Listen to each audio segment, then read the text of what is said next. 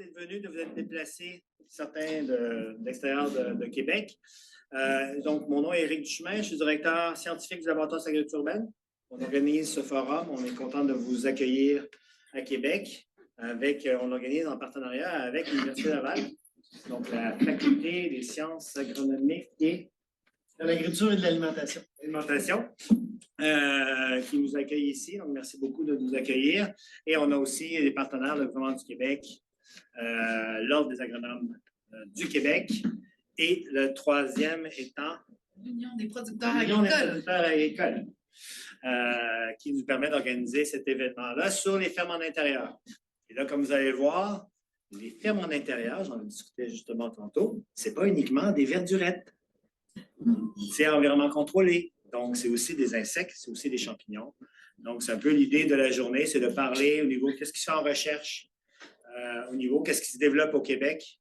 Et après ça aussi, en après-midi, c'est aussi de travailler ensemble pour voir sur quoi on devrait travailler pour continuer à faire émerger cette filière très diversifiée qui continue à se développer. On voit plein de projets de la droite à gauche qui apparaissent, certaines disparaissent, certaines grossissent. Donc, on va voir un peu ça. Et je vais ouvrir la journée en faisant un peu le portrait du développement de ces entreprises agricoles au Québec et même plus largement.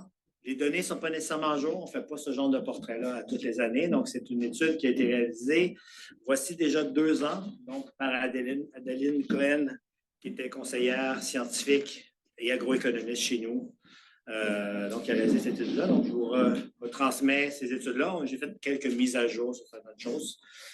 Donc, je pense qu'on a l'idée de mettre la table sur la journée. Première chose, c'est, tout le monde connaît là, les entreprises agricoles urbaines, combien il y en a au Québec. Bien entendu, quand on parle de fermes en intérieur, ce n'est pas nécessairement en agriculture urbaine. Plusieurs le sont, même la majorité le sont. Mais on voit apparaître là, des fermes en intérieur qui sont en zone agricole. On a même eu quelques cas de fermes en intérieur qui ne sont pas dans des bâtiments existants, donc qui construisent sur des terres agricoles, des trucs en position intérieure qui ont fait un peu un scandale, entre autres à Longueuil. Mais la majorité sont en zone urbaine, dans des anciens bâtiments ou dans des bâtiments qui sont libres, donc une location, donc c'est comme une entreprise globale. Je vais surtout parler des fermes urbaines en intérieur, parce que je suis directeur du laboratoire sur l'agriculture urbaine. Donc, l'agriculture urbaine est importante. Les entreprises en agriculture urbaine, on les suit depuis 2017. Donc, vous avez ici le portrait du développement des entreprises agricoles, toutes formes. Donc, c'est aussi du maraîchage sur toit à l'extérieur, c'est du maraîchage au sol. Donc, c'est l'ensemble. Donc, on voit vraiment, jusqu'en 2010, c'est quelques exceptions, là, même celle de 1986, qui est une ferme en intérieur, qui est pouce menu, donc progression de micro-pouces. Je dis toujours, il faudrait le valider, mais c'est peut-être la première ferme urbaine au monde. En 88, on ne parlait même pas d'agriculture urbaine, le terme n'existait pas. Donc, c'est une entreprise qui existe toujours, mais on voit en 2010, là, il y a un décrochement, là, il y a vraiment une apparition. C'est une croissance depuis 2010 d'à peu près 20 % par année. Donc, il y a vraiment une croissance du nombre de fermes, mais les fermes aussi grossissent. Donc, les fermes sont passées de 100 mètres carrés, maintenant on parle plus de 1000 mètres carrés, et ça continue à grandir. Il faut comprendre que c'est très intensif, c'est vertical. Donc, quand on parle de 1000 mètres carrés, on a l'impression ça ne produit pas beaucoup, mais une championnière sur 100 mètres carrés produit 120 kilos par semaine. Il faut les écouler derrière, là, les 120 kilos. Donc, sur 100, 120 mètres, 200 mètres carrés, tu as une production rentable. Donc, on voit le décrochement. En 2010, je ne sais pas si les gens connaissent, mais les fermes loufa, c'est 2011. Donc, c'est à ce moment-là aussi qu'il y a un décrochage. Est-ce que les fermes loufa ont un impact? Moi, je le crois, parce que c'est quelqu'un qui a investi quand même 1,5 million pour partir une ferme urbaine. Ça donnait quelque part des lettres de noblesse à l'agriculture urbaine, qu'avant ça, tout le monde disait « Ah, mais c'est des pieds, des fous, ça ne marchera jamais ». Avec cet investissement-là, les gens disent « Ah non, il y a quand même du monde qui arrive du monde de la finance, ils sont prêts à mettre de l'argent de leur poche. » Donc, ça a changé quelque chose, mais en même temps, il y avait un mouvement en branle. Et après ça, on a vu l'augmentation. Là, on est rendu à 100, 103, on a dépassé les 103. Là, il y a une petite diminution en 2021 et 2022, mais on sait tous ce qui s'est passé à ce moment-là. Et ce n'est pas qu'il n'y a pas eu de fermes qui sont créées, il y a plus de fermes qui sont fermées fermes qui ont été créées parce que ça, la COVID a vraiment fait mal. Comme le mandataire à l'époque, le MAPAC, ne voulait pas qu'on suive cette ferme-là, mais on l'avait faite quand même. Pharmaceutique, ben, c'était à Québec, elle a fermé. Il y en a une autre petite à Montréal, mais c'est vraiment recherche et développement. Et au niveau du cannabis, il y en a quand même 20. Donc, on est plutôt à 120, 130 entreprises agricoles urbaines. C'est quoi une entreprise agricole urbaine? Peut-être la question à se poser. Déjà, il faut faire 5 000 $ de revenus pour être une ferme. Après ça, il faut être en périmètre urbain. Et après ça, le troisième critère, c'est être hors de la zone agricole. Donc ça, c'est notre définition à nous. Il y a d'autres définitions qui existent, mais ça, quand on parle de ces fermes-là, c'est 130. C'est ça notre définition. Mais si on la prend vraiment au niveau strict, on a 741 fermes urbaines au Québec qui répondent à ce critère-là. Parce que l'enjeu, il faut connaître les bases de données du MAPAC. C'est une base de données un peu abstraite. On n'a jamais accès. Donc, il y a des gens qui nous extraient des données. Et c'est 741, il y avait des porcheries, des fermes laitières. Parce que comment une porcherie peut être de l'agriculture urbaine? C'est bizarre. Puis on a fouillé, parce qu'en grosso modo, on dit, elle est en Beauce, on essaie de repérer. Souvent, c'est qu'ils ont 1 hectare de terrain qui est en périmètre urbain hors de la zone agricole pour du fourrage, par exemple, sur la ferme dans leur activité. Et automatiquement, la base de données est rentrée. Donc, c'est pour ça qu'on n'a pas pu utiliser, nous, la base de données du MAPAC, parce qu'il y avait beaucoup trop d'incohérences. Puis comme on ne peut pas avoir accès aux chiffres, on ne peut pas nettoyer nous-mêmes les chiffres pour arriver à un chiffre. Mais on pense que 130 est le bon chiffre. Comment ça se répartit au niveau des filières? Donc, on a aussi, bien entendu, comme on en a porté, on a regardé au niveau des filières. La majorité des filières sont en intérieur. Plus de 60% des fermes urbaines, c'est de l'intérieur. Donc, maraîchage intérieur. Donc, maraîchage intérieur, c'est les verdurettes, donc aquavertis et autres. Les micropousses sont en dessous, les champignons, des insectes, de l'horticulture et de l'aquaponie ou de l'aquaculture. C'est surtout de l'aquaculture qu'on va retrouver au Québec. Et on voit aussi, c'est l'endroit où il y a le plus d'augmentation. Si on regarde le maraîchage extérieur, le poids du maraîchage extérieur dans l'ensemble des 130 fermes diminue d'année en année, tandis que l'intérieur est en augmenté, particulièrement la production de champignons, qui est souvent, entre guillemets, le plus facile, mais surtout le plus rentable. Qui pose maintenant l'autre enjeu, c'est la mise en marché, parce qu'il commence à y avoir beaucoup de concurrence. Seulement à Montréal, il y a 6 ou 7 champignonnières. Puis il y en a d'autres qui apparaissent. Donc, ça commence à être vraiment de la forte concurrence, puis il faut que les restaurateurs et les clients soient présents. Ce n'est pas toujours le cas. Donc, les concurrences-là se développent. Donc, une autre façon de le voir là, au niveau gestion des filières, c'est des villes. Donc, la donnée d'avant, c'était l'ensemble du Québec. Là, on regarde pour Montréal, vous voyez, là, on a les différentes filières. Puis pour Montréal, ouais, c'est très diversifié, ce qui n'est pas le cas dans d'autres villes. Là. Vancouver, il n'y a presque rien à l'intérieur. Je peux vous expliquer pourquoi, là, le coût des loyers. Puis à Toronto, c'est la même chose. L'avantage encore à Montréal et dans certaines villes du Québec, c'est que les loyers industriels restent relativement bas, donc accessibles pour des producteurs, mais ça change tranquillement et ça devient un enjeu. Mais on trouve encore, à Montréal, on trouve encore certains locaux à 4 $ le pied carré. Je ne sais pas si vous connaissez les prix, mais 4 $ le pied carré, c'est vraiment pas cher. Je pense qu'à Québec, on est plutôt dans le 17 $ le pied carré en moyenne. Puis à Montréal, on est plutôt dans le 21, mais on trouve encore du 15-10 dans l'industriel. C'est genre ce qu'on appelle le white shell, là, ça veut dire aucun aménagement à l'intérieur, béton, drain. Donc, ce n'est pas des bureaux.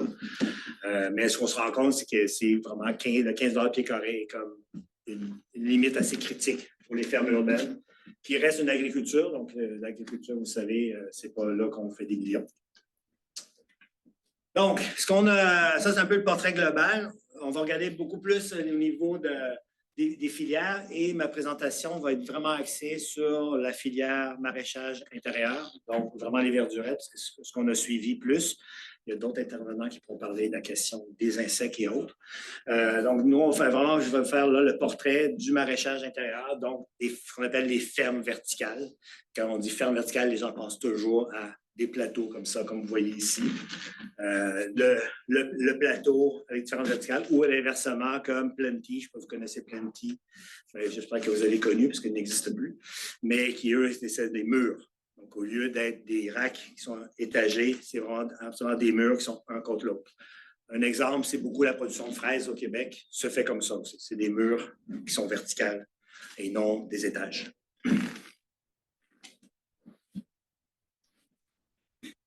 Donc, en agriculture urbaine, ce qu'on va avoir, c'est vraiment voir la sériculture. Il y a un peu de sériculture, beaucoup sur les toits, mais c'est vraiment en développement. Pourquoi la sériculture? Donc, environnement contrôlé. C'est aussi un environnement contrôlé. Pourquoi être en développement en milieu urbain? Parce qu'il y a des sources de chaleur.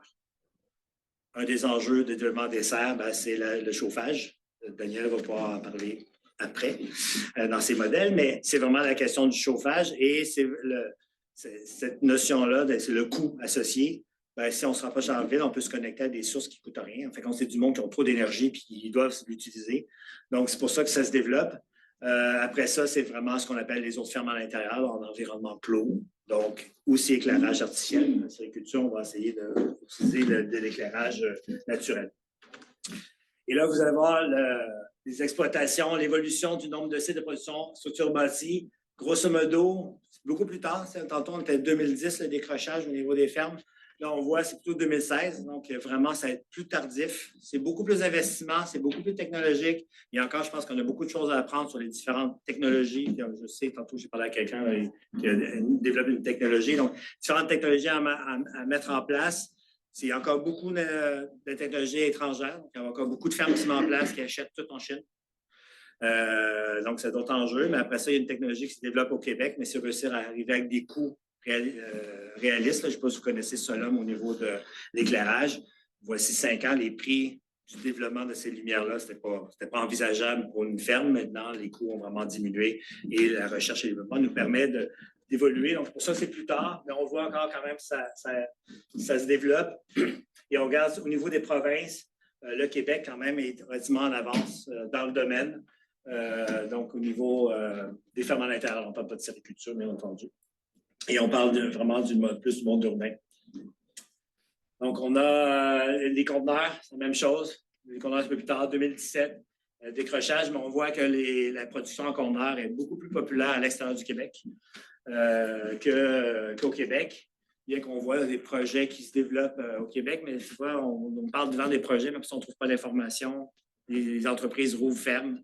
C'est la même chose, développer la technologie. Il y a la boîte maraîchère qui développe un concept de conteneur. Il y a, au niveau de l'intérieur, il y a aussi Inno 3B, aussi des technologies de production. Donc ça, c'est un truc qu'on est peut-être un peu en retard, mais qui se développe. On voit au niveau international, là, nous, on est vraiment plus au même l'Amérique du Nord, là, en 2017-2016, mais il y a d'autres pays vraiment en avance. Entre autres, le Japon, l'Asie est beaucoup plus développée depuis plus longtemps. Ça veut dire qu'ils en ont plus. Ils ont vraiment une plus longue expérience sur la production en intérieur. Donc, exploitation maraîchère commerciale recensée en 2020, c'est notre recensement. Donc, on voit une activité en développement qui a été fermée. Donc, il y a plusieurs qui ferment. Puis là, ça, c'est 2020. Donc, c'est fait en 2021, donc 2020. Puis depuis ce temps-là, il y a d'autres qui ont fermé. Ce que je dis souvent, c'est des fois trop d'argent, trop vite, faire en sorte que ça ne fonctionne pas. Puis en Europe, là, il y a beaucoup de cas comme ça. Ouais, l'avantage, je dirais que souvent au Québec, si on part moins avec des gros investissements comme ça, on part plus de petits projets, puis on peut bâtir sur ces projets-là. Mais en Europe, si je veux vous nommer les cas qui sont morts parce qu'ils ont levé 35 millions d'euros pour des tout petits projets, puis ça n'a jamais levé, mais il y a tellement de pression au niveau de rembourser parce que c'est pas souvent, quand on dit 35 millions du fonds européen, souvent, oui, il y a de la bourse, mais il y a aussi des prêts avec intérêt. Donc, il faut quand même être capable de rembourser les prêts et intérêts. Et plusieurs personnes voyaient ça plutôt comme « Ah, je vais vendre des conteneurs. Je vais vendre ma technologie, etc. » Mais si la technologie n'est pas mûre, puis si elle n'est pas les clients, ben, ça n'arrive pas. Donc, ça, c'est des enjeux, des modèles financiers qu'on a moins au Québec. Et si on regarde les différentes sources à travers le monde, c'est très variable là, de la quantité de fermes, mais logiquement, souvent, on arrive à 500 à travers le monde d'entreprises en structure bâtie, donc en intérieur. Donc, ça, c'est plutôt les salles. Donc, on voit la même chose, la même évolution, grosso modo, mais on voit que le Québec là, est moins... ça, c'est urbain. Là. On a pris un retard par rapport dans le monde, dans le reste du Canada, mais ça se développe. C'est beaucoup des petits projets qui se développent aussi en monde urbain. Maraîchage sur toit, c'est la même chose. Mais en même temps, il y a certains endroits, par exemple en France, il y a énormément de fermes de serres sur toit qui sont mises en place, mais la majorité ne sont pas exploitées. C'est comme il y a l'infrastructure, mais ils ne réussissent pas à trouver l'exploitation ou l'exploitant change à chaque année. Donc, je ne sais pas si c'est beaucoup de monde qui font de la production ici, mais changer un exploitant à chaque année, ce n'est pas ça qui va être le plus facile parce que ça prend un certain temps de réussir à développer le marché, etc. Donc, il faut une pérennité de 5 à 10 ans pour réussir à développer son entreprise. Donc, au sol, donc c'est la même chose. On pourra donner accès là, aux présentations. Donc, serre urbaine au sol, serre urbaine sur toit. Donc, on voit encore l'Amérique du Nord à ce niveau-là. On est en avance, mais il y a encore des projets qui ferment. Puis on voit quand même en Europe, il y a énormément de fermes urbaines, surtout en développement, là, qui la majorité sont en création. Puis là, je sais pas, c'est la grande question des fermes urbaines sur toit, c'est oui, il y a la question agricole, il y a la question de la serre, mais il y a la question aussi d'ingénierie et d'urbanisme, parce qu'il y a des enjeux à ce niveau-là. Ça a beaucoup d'avantages de récupérer la chaleur, le marché est prêt, etc., mais réussir à faire une mise en marché, réussir à développer ton modèle économique n'est pas facile. On parle toujours des fermes ULFA, mais les fermes ULFA, leur modèle financier, oui, c'est un producteur. Ils ont quand même vendu 5 hectares de serre sur toit en production, mais leur argent, ils font dans la distribution. Mais c'est un modèle financier qui peut permettre de tenir la route grâce à ça. Quelqu'un qui veut faire une serre sur un toit, je peux vous donner certains trucs, c'est avoir une distribution. Puis c'est comme les fermes ULFA, c'est 30 000 à 40 000 clients par semaine. C'est 800 employés, dont 600 dans le centre de distribution. C'est vraiment un modèle économique qui est relié à ça. Mais bon, ça nourrit largement. Donc, ben là, c'est après ça où on les trouve en général. Est-ce qu'ils sont en ville-centre, en ville-couronne, en ville ou en village? Donc, on voit l'échantillon mondial, le Canada ou le Québec. Donc, on voit au Québec, ben, ils ne sont pas nécessairement tous, par exemple, dans la ville-centre. Ils vont souvent être en pourtour dans les zones industrielles qui sont en pourtour de la ville-centre. C'est souvent le cas. C'est plus accessible et autres, surtout les espaces nécessaires. Ça les éloigne, par exemple, pour la mise en marché. Donc, la question du transport est un enjeu. Quand on se dit que c'est les fermes ULFA, c'est 30 000 personnes par semaine, 30 000 paniers. Imaginez la logistique de transport derrière. Il faut que les camions puissent partir. Donc, ça c'est la même chose, c'est le même graphique, mais au niveau des serres. Puis là, on voit vraiment que au niveau des serres sur toit ou les serres au sol, c'est vraiment dans les centres. Donc, ce n'est pas excentré. Parce que je pense que la majorité des projets, ils disent ben, si je suis un peu excentré, tant qu'à faire, je vais dans la zone agricole. Donc, c'est vraiment se dire ben, je suis connecté à la ville, je suis connecté à une source de chaleur. Puis la source de chaleur, en général, est vraiment dans le centre, le plus près possible du centre, pas au centre-ville, mais dans la ville, proprement dit. Soit à Montréal, il y a un projet actuellement qui va être connecté sur une usine de cogénération. Il y a une autre serre qui va être connectée à un imprimeur. Donc, celui qui imprime en plus pour l'Auto-Québec. Il y a trop de chaleur, il ne sait pas quoi faire. Il faut qu'il s'en débarrasse, grosso modo, l'hiver. Fait que là, il va se connecter à une serre. C'est relativement facile, entre guillemets. Ce projet pilote, il sera de mettre en place, mais grosso modo, il y a un ventilateur qui envoie la chaleur dans la serre. Il permet d'avoir une température relativement élevée. Bien entendu, on parle beaucoup des serveurs de données. Là. Ça reste à travailler sur. Pour moi, il y a encore un enjeu à ce niveau-là, parce que ces centres de données-là utilisent la chaleur des serveurs l'hiver pour chauffer leurs bâtiments, qui sont quand même des assez gros bâtiments. Donc, le gros de leur énergie est disponible l'été. Mais tu ne veux pas envoyer de chaleur dans une serre l'été, pas en ville en tout cas, et encore moins sur un toit. Donc, là, on voit les superficies aussi. Là. On remarque au niveau international, les superficies des projets à l'intérieur, ce n'est pas nécessairement des grandes productions. C'est toujours en bas de 5 000 m². Parce que au Québec, c'est des petites unités. Il faut comprendre que Québec, ce qui ramène beaucoup vers le bas, c'est qu'il y a 19 entreprises agricoles en intérieur qui sont dans le même bâtiment, qui s'appelle la Centrale agricole à Montréal. Puis, personne ne peut avoir plus que 1000 m² dans ce bâtiment-là. Alors, particulièrement, ça draine la moyenne vers le bas. Là. On était comme 123 entreprises agricoles urbaines. Là-dessus, il y en a seulement 60 qui sont à l'intérieur.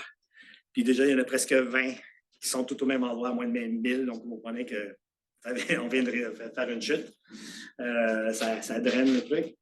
Mais c'est quand même un constat. On voit, là, les entreprises réunies, combien, toi, c'est 100 mètres, 200? Oui, une centaine à peu près. Une centaine de mètres carrés, donc Québec. Tu es sur le panel tantôt, hein? Oui, c'est ça. Il faut pas présenter ton projet. Donc, on voit, c'est des 100, 200 mètres carrés. Puis les championnats, je vous dis, c'est tout 100 mètres carrés. Puis les fermes d'insectes, je ne sais pas si Marie-Hélène, tu vas présenter des données. Oui. Parfait. Donc, vous allez voir, c'est à peu près la même chose. C'est rarement plus que 5000 mètres carrés. Donc, au niveau de la séricole, c'est un peu différent, mais ça reste des petits projets. C'est sûr que les serres sont plus grandes, mais ça reste des petits projets. Sur toi, si on regarde le Québec, là, sur toi, c'est bien entendu les fermes OUFA. C'est presque les seuls à avoir des serres sur toi. Puis maintenant, leurs serres font tous plus qu'un hectare sur toi. Ils ne font plus rien en bas d'un hectare. Si vous voulez les fermes OUFA chez vous, puis vous avez seulement 2500 mètres carrés, parce qu'ils savent qu'en bas d'un hectare, ce ne sera pas rentable. Donc, il faut avoir une unité de production intéressante. Puis, en général, tu prends tout le bâtiment. Donc, ta serre est construite en même temps que le bâtiment, tu prends tout le toit. Donc, les modèles d'affaires, les fermes en intérieur, à l'inverse de l'agriculture urbaine, où la majorité des modèles d'affaires ne sont pas axés sur la production, les fermes en intérieur, c'est axé sur la production. Donc, on ne parle pas des fermes OUFA qui sont des serres. On parle vraiment des championnats, etc. C'est traditionnel, entre guillemets, au niveau des modèles d'affaires. On est basé sur la production alimentaire et la vente de nos produits. En agriculture urbaine, je peux vous dire, en général, ce n'est pas ça. Ça, c'est vraiment à l'inverse. Il y a quelques exceptions. Ils vont faire de l'insertion professionnelle, ils vont faire de la formation, de la distribution, de vente de matériel. La vente de matériel est un truc assez fort, mais le marché au Québec n'est pas vraiment là.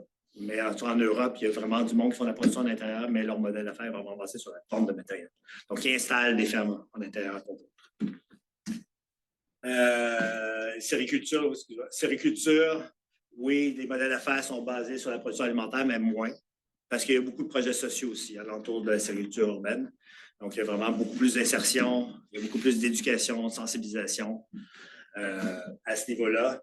Il va y avoir de la restauration, de la location d'espace, il va y avoir vraiment de modèles qui sont mis en place, qui n'est pas le cas des fermes à l'intérieur. Bien qu'on le voit, les fermes à l'intérieur, il y a certaines fermes actuellement qui essaient de développer de l'agrotourisme, par exemple.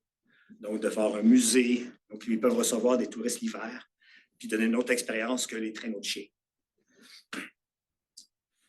Donc, quelques exemples. Operation Grow. Jean-David Cisa, malheureusement, ne peut pas être là. Vous savez, il y a des grèves, cet enjeu-là. Il ne pouvait pas venir, mais il y a vraiment l'insertion des personnes autistes, des personnes vulnérables, etc.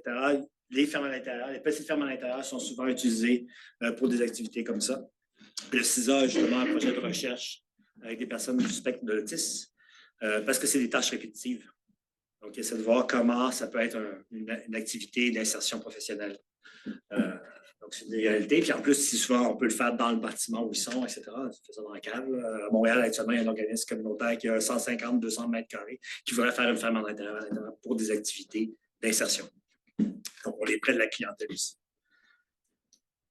La butineuse de Vanier, c'est encore un autre truc social. Donc, je pense qu'elle ne pouvait pas venir pour le panel cet après-midi. Donc, c'est ça, malheureusement. Donc, c'est la même chose, un organisme social avec une production verticale alimentaire qui rentre dans ses activités d'atelier de cuisine, etc. La boîte maraîchage, j'en ai parlé. Donc, production, mais aussi développement de la technologie et la mise en place. Donc, il y a déjà ça s'appelle la boîte maraîchage. Je ne sais pas si ça s'appelle le nom de boîte maraîchage, mais il y en a une qui s'est installée à Montmagny de mémoire. Donc, il commence à installer ailleurs. Il y en a une dans Charlevoix. Donc, l'installation, oui, la production, mais aussi la vente de la technologie, avec vente là, au niveau du GA. Aquaverti, donc ça, c'est vraiment des plateaux. Donc, une ferme qui existe depuis très longtemps. Production, ils ont développé leur propre technologie, mais eux ont décidé de ne pas vendre leur technologie, de ne pas embarquer là-dedans, de seulement se développer, peut-être que ça va arriver, là, quand il va être vraiment mûr, ils vont vouloir vendre, mais de vraiment être sur la production. Pourquoi faire des fermes en intérieur? Production à l'année longue. Ça, c'est vrai pas uniquement pour le maraîchage, mais c'est vrai aussi pour les champignons et la compagnie. Réduction du transport, on est plus près de notre marché. Produits de qualité cultivés sans pesticides. Puis là, vous me dites si je sors de la caméra. J'essaie de rester au bon endroit. Consommation d'eau réduite, on essaie d'être le plus écologique possible. Ça reste encore à prouver. Hein. Moi, c'est toujours la donnée. On réduit de 90% l'usage de l'eau.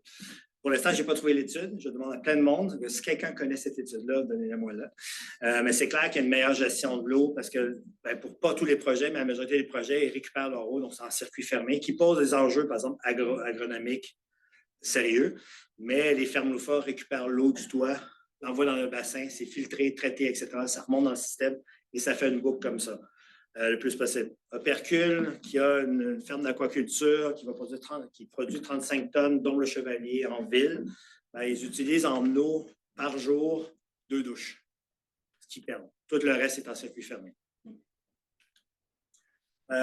Bon, l'économie d'espace agricole, c'est ce que je disais tantôt, on n'est pas en train de construire un bâtiment sur une terre agricole, on est en train de bâtir un endroit où c'est déjà minéralisé, ou souvent même on peut réussir à pas déminéraliser, parce que là c'est une serre, mais de remettre un espace non utilisé, par exemple un toit, en production alimentaire, ou des sous-sols abandonnés, ou des stationnements abandonnés. Il y a plein d'espaces de plus en plus en ville qui deviennent des espaces sous-utilisés. On peut mieux utiliser ces espaces-là sans commencer à bétonner nos espaces agricoles et les conserver pour d'autres usages. L'usage agricole ou un usage de biodiversité, de conservation de la nature. Et on pourra le réutiliser après en espace agricole de manière ultérieure quand on aura besoin, mais on ne l'aura pas bétonné. Enfranchissement des aléas du climat, bien entendu, le climat environnement contrôlé, c'est vraiment pour contribuer à la résilience du système alimentaire avec les changements qu'on a actuellement, sécheresse et autres. Est-ce que c'est une des solutions? C'est une question à se poser, mais je pense que c'est là qu'il faut y réfléchir pour dans 30 ans. Ce n'est pas dans 30 ans, quand on aura tout ce problème-là, qu'il faut y réfléchir, ça va être trop tard, c'est maintenant qu'il faut y réfléchir. Les fermes à l'intérieur participent à ce développement-là. Puis bon, opportunité de s'inscrire dans la tradition écologique des villes. Pas toutes les fermes le font, mais la majorité des fermes, particulièrement insectes, champignons, sont en économie circulaire. Donc, c'est l'idée d'utiliser les déchets pour éviter des pertes. Un exemple, je pense, qui est presque le summum, c'est Tricycle. Tricycle, bon, c'est une ferme d'élevage de ténébrillons. Là, ils utilisent comme intrant pour leurs insectes un résidu de production de jus, de loupe, qui lui-même utilise des invendus. Et finalement, le frasse est utilisé pour faire pousser des légumes, puis il y a la protéine qui reste qu'on peut consommer. Donc, c'est vraiment essayer de fermer ici la boucle le plus possible, puis réutiliser le plus possible quelque chose qui était invendu à la base, qui reste un résidu qui est le noyau, puis la peau, puis la pulpe. Puis après ça, on fait du fertilisant et de la protéine. Donc, c'est le concept. Après ça, je vais essayer de m'arriver. Les besoins, je pense que les enjeux, c'est vraiment un besoin de soutien au démarrage. Actuellement, c'est vraiment un enjeu. L'accompagnement. Qui fait de l'accompagnement de fermes en environnement contrôlé? Très peu de personnes. Qui est spécialisé dans le domaine? Très peu de personnes. Donc ça, c'est vraiment un enjeu. Les financements, l'accès aux fonciers, les connaissances technico-économiques, peu de formation, il n'existe pas. Dans les GTA actuellement, qui certains forment un peu, mais c'est vraiment sur la bande. Il y a le GTA à Victoriaville où ils commencent à former à l'intérieur, mais c'est une partie de la formation qui est la production de l'intérieur. Quand tu as fait le GTA, ben, tu sors de là, tu n'es pas nécessairement capable de produire en intérieur, ce qui est un autre environnement. Tu as plus d'habilité à produire en extérieur, en zone agricole plus habituelle que faire de l'intérieur. Produire des fraises, tout le monde parle, produire des fraises, mais produire des fraises en intérieur, mettons pour qu'elles soient bonnes, c'est produire une fraise, je pense que c'est possible, mais pour qu'après ça, elle soit bonne, que les gens ont envie de l'acheter, c'est une autre paire de manches.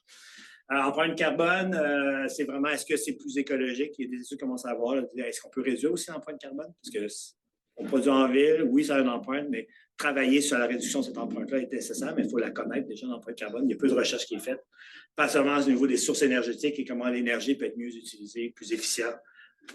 Et les avancées technologiques vont être le défi. Il faut vraiment faire avancer au niveau technologique.